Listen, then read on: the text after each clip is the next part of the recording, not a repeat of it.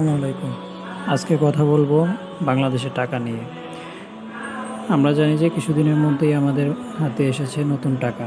এই নতুন টাকায় যে 20 টাকার নোটগুলো, সেই 20 টাকার নোটের মধ্যে আমরা দেখলাম যে মসজিদের ছবি সরিয়ে মন্দিরের ছবি দেওয়া হয়েছে। এটি আসলেই আমাদের জন্য খুবই লজ্জাকর ও অপ্রত্যাশিত ব্যাপার।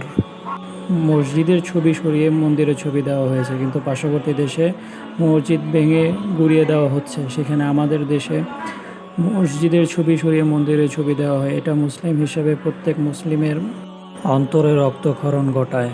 আসলে কি এটা মেনে নেওয়া যায়? আমরা কখনোই চাই না যে মন্দিরের ছবি দেওয়া হোক।